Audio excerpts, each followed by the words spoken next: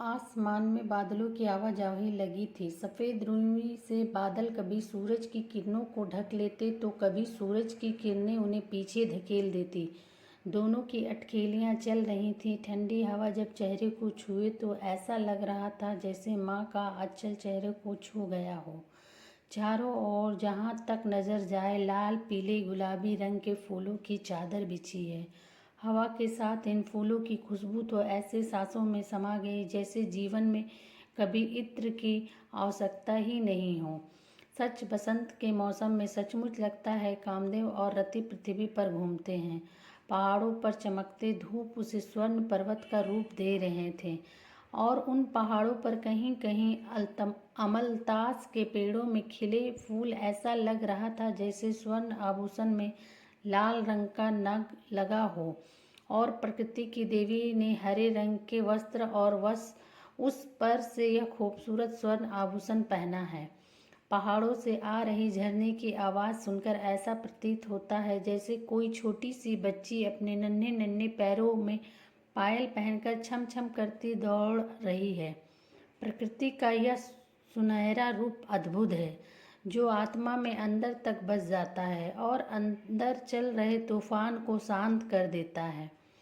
आस पास इतने सारे रंग बिरंगे हैं लेकिन मेरे जीवन का तो रंग ही उड़ गया है। जैसे दिन भर धूप में पड़े रहने के बाद किसी कपड़े को शाम को देखो तो जिस तरफ धूप लगी हो उस तरफ के कपड़े का रंग उड़ जाता है। लोग कहते हैं इस कपड़े का रंग कच्चा था इसलिए उड़ गया। तो क्या मेरे जीवन का रंग भी इतना ही कच्चा था? काश समय रहते मैंने अपनी गलती को सुधार लिया होता, अपनी आंखों से अहंकार का पर्दा हटाकर देखा होता, तो यह प्रकृति के रंग आज मेरे जीवन में भी होते। मैं शालिनी, जिसके जीवन में कभी इतने रंग थे कि लोगों को देखकर जलन होती थी, प्यार करने वाला पति, अपने बच्चों की तरह दुलार करने वाली सास ससुर, सहेलियों से ननद और नटखट शरारतों से मन प्रसन्न कर देने वाला देवर। शादी के पहले जब मैं सहेलियों की बातें सुनती कि ससुराल में सास ननद जेठानी की बातें सुनाई पड़ती हैं, सारा दिन बस कामों में लगे रहना पड़ता है, अपनी मर्जी से कुछ कर नहीं सकते, तो लगता था कि क्यों हमारे माता पिता हमें शादी करके ऐसे जेल में भेज देते हैं जहाँ बिना गलती की सज़ा मिलती है। मैं तो शादी के नाम से ही डरती थी। वैसे तो अगर घर में लड़की पैदा हो जाए तो लोग उदास हो जाते हैं। माँ बताती है कि मेरे जन्म पर घर में लोग इतने खुश थे कि घर में कई दिनों तक उत्सव का माहौल था। पिताजी की भी कोई बहन नहीं थी और दादाजी की भी कोई बहन नहीं थी। मैं भी 3 भाइयों के बाद बड़ी मन्नत से पैदा हुई, इसलिए लोगों का प्यार दुलार मेरे प्रति कुछ ज़्यादा ही था। सबकी लाडली, सबकी दुलारी, जिससे किसी चीज़ के बारे में पूछते ही उसकी लाइन लग जाए। सच परियों की राजकुमारी सा जीवन था। पिताजी ज़मींदार थे, पैसे की कोई कमी थी नहीं, किसी चीज़ के लिए सोचना नहीं पड़ता था। पढ़ाई लिखाई में कभी मन लगा नहीं, बस पिताजी के रुतबे और पैसे के दम पर स्कूल कॉलेज में पास होती गई और डिग्री मिल गई। घर में माँ और दादी हमेशा कहती थी कि हमारी बेटी तो इतनी सुंदर है कि इसे तो कोई राजकुमार ही ले जाएगा। मुझे आज भी याद है जब पिताजी दादी के पास मुस्कुराते हुए आए और बोले, माँ देखो मेरी बेटी का भाग्य, कल जहाँ हम लोग शादी में गए थे ना, वहाँ एक बड़े व्यापारी भी आए थे। उन्हें हमारी शालिनी अपने बड़े बेटे के लिए पसंद आ गई है। वह लोग शालिनी का रिश्ता मांगने के लिए आना चाहते हैं। यह देखो, उनके बेटे विप्लव की तस्वीर है, उन लोगों ने भेजी है। अगर आप लोगों को पसंद हो तो मैं उन लोगों को बुला लेता हूँ। विप्लव सच में तस्वीर में बहुत ही स्मार्ट लग रहे थे। सबको एक बार में ही पसंद आ गए और जल्दी ही मेरी शादी विप्लव से हो गई। मैं भारी भरकम गहनों और साड़ी से लदी विप्लव की दुल्हन बनकर उसके घर पहुंची, जहां लोगों ने मुझे बहुत प्यार किया। शुरू शुरू में तो थोड़ा डर लगता था की ससुराल है, लेकिन धीरे धीरे विप्लव और उनके परिवार के प्यार और अपनेपन से वह भी जाता रहा। वैसे तो वहाँ घर में काम करने के लिए नौकरों की कमी नहीं थी, लेकिन रसोई सासू माँ खुद संभालती थी और मेरी ननद भी उनकी मदद करती थी। मेरे आने पर सासू माँ ने रसोई नहीं छोड़ी। बाकी के घरों की तरह वह पहले ही तरह रसोई का काम संभालती थी, मैं बस उनकी मदद कर देती थी। इसी तरह हंसी खेल और प्यार में एक दिन कब बीत जाता पता ही नहीं चलता। जब मन करता घूमने फिरने, शॉपिंग करने, दोस्तों से मिलने चली जाती। कोई रोक टोक नहीं थी। मुझे तो मायके की भी याद नहीं आती थी। सब कुछ अच्छा चल रहा था कि एक दिन मैं विप्लव को मम्मी जी से कुछ बात करते देखा, लेकिन जब मैं वहाँ गई तो वह दोनों लोग शांत हो गए और विप्लव ऑफिस निकल गए। जहाँ घर में नौकरों की फौज थी, वहाँ बस एक ड्राइवर, एक घर का काम करने के लिए और एक मालिक काका रह गए।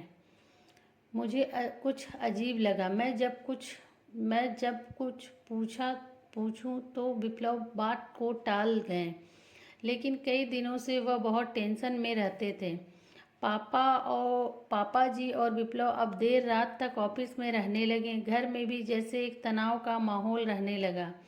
मैं भी यही सोचती बैठी थी कि क्या बात है, घर में सब इतना चुपचाप क्यों है। तभी मेरे फ़ोन पर घंटी बजी। मैंने देखा मेरी बहुत ही खास दोस्त भी का फ़ोन था। फ़ोन पर बात हुई तो उसने बताया कि उसकी सगाई है परसों, और उसने मुझे आने के लिए बहुत रिक्वेस्ट भी किया। मुझे तो वैसे भी फंक्शन और पार्टियां बहुत अच्छी लगती हैं, तो मैं जाने की तैयारी में लग गई। कब क्या पहनना है, सारी चीज़ों की मैचिंग है कि नहीं, और ख़ास सगाई के समय पहनने के लिए तो नई ड्रेस खरीदनी है। सब की एक बड़ी सी लिस्ट दिमाग में तैयार करके मैं जल्दी से तैयार हुई और सासू माँ के पास जाकर बोली, मम्मी जी मैं मार्केट जा रही हूँ शॉपिंग करने, मुझे आने में देर हो जाएगी। मेरी सहेली है मेरी सहेली की सगाई है, तो उसमें पहनने के लिए नई ड्रेस और नई ज्वेलरी लेनी है। वह भी आ रही है शॉपिंग के लिए, तो थोड़ी देर हो जाएगी। मेरी बातों को सुनकर सासू माँ, जो कि कोई किताब पढ़ रही थी, उसे बंद करते हुए मुझे अपने पास बैठाकर बोली, बेटा अभी पिछले हफ्ते तुम शॉपिंग पर गई थी ना, और कई सारे ड्रेस भी खरीदे थे, उसमें से कुछ पहन लो, सब तो बहुत सुंदर थे। क्या हुआ उन्हें?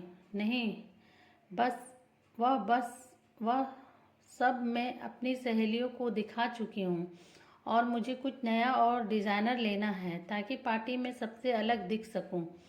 लेकिन बेटा मेरी बात समझने की कोशिश करो, मैं कुछ सोच समझ कर ही बोल रही हूँ ना।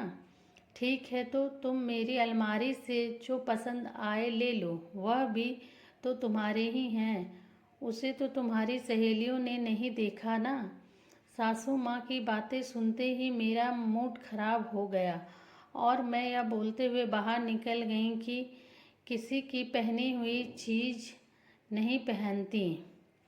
आज के पहले मुझे कभी किसी ने रोका टोका नहीं था किसी भी चीज़ के लिए। आज पहली बार सासू माँ के रोकने पर मुझे बहुत गुस्सा आया और मैं गुस्से में उठ पटांग बोलते हुए वहाँ से चली गई।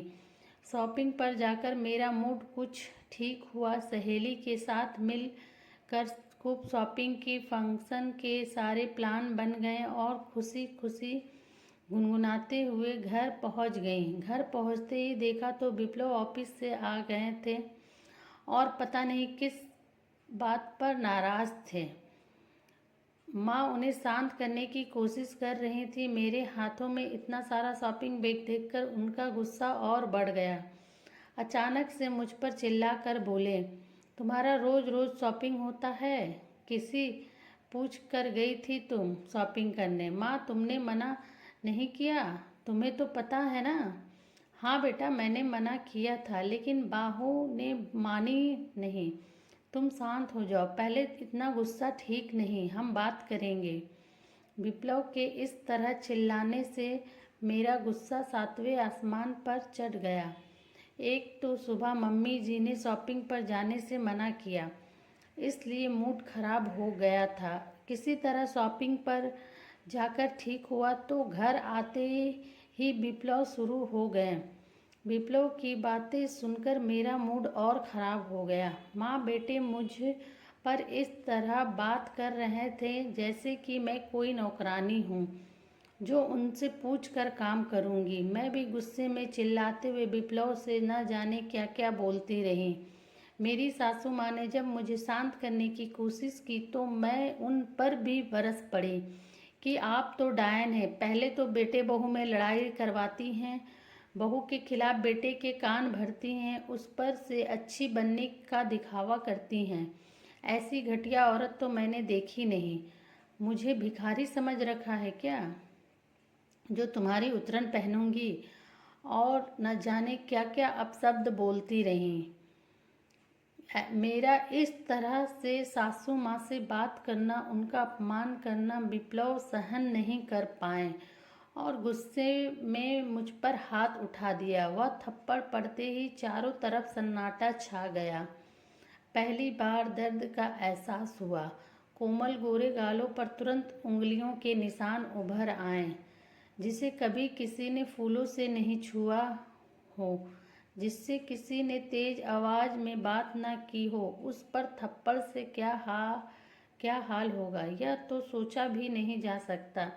उसके बाद मैं गुस्से में मायके आ गई। मेरे पिताजी और भाइयों ने भी पैसे और रुतबे के घमंड में विप्लव को सबक सिखाने के लिए पुलिस कंप्लेंट कर दी, जिससे विप्लव और उसके परिवार वालों भी जेल भी जाना पड़ा। व्यापार में विप्लव को भारी नुकसान झेलना पड़ा था और उस पर यह पुलिस कंप्लेंट की वजह से उनका नाम और भी खराब हो गया।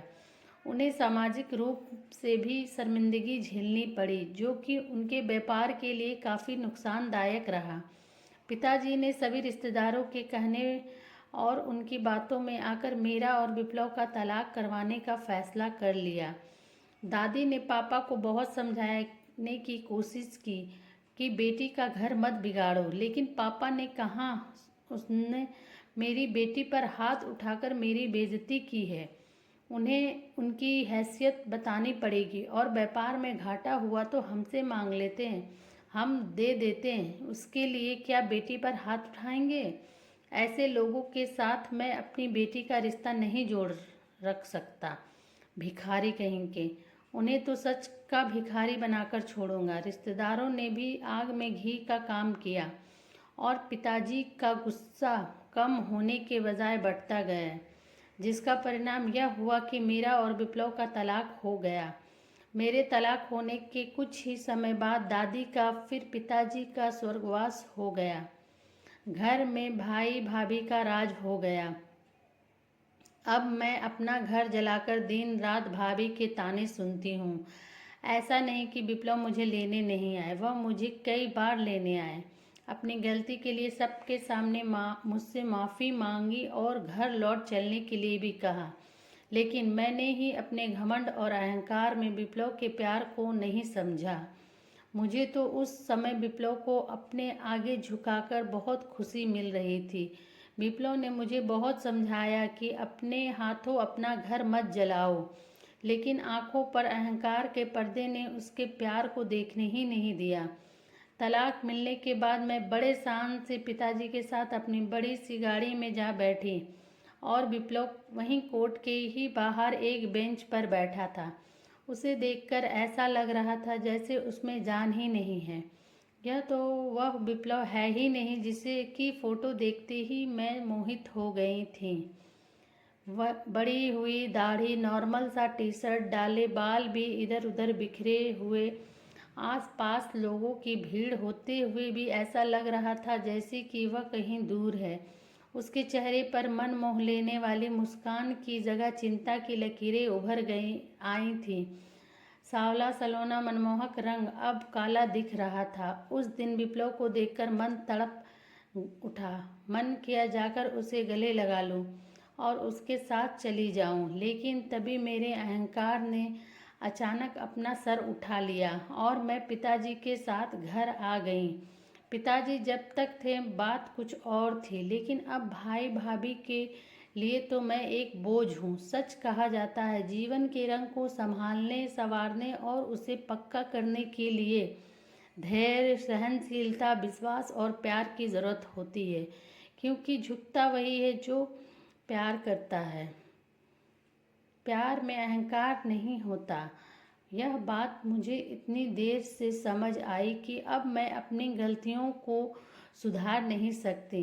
गलतियां भी वक्त रहते सुधार लिया जाए तो ही सही होता है। आज विप्लव की एक बात मुझे बहुत याद आ रही थी। विप्लव हमेशा कहते थे कि यह उनके फेवरेट कवि की कविता है कि जिंदगानी हमारी अब इस मोड़ से लेकर जाती है, किस मोड़ पर देखिए, और जब कहीं कोई रास्ता दिखाई न दे तो दिल जिधर कह रहा हो उधर देखिए। काश मैंने भी उस दिन अपने दिल की सुनी होती तो प्रकृति के यह रंग, राग, अनुराग आज मेरे जीवन में भी होते।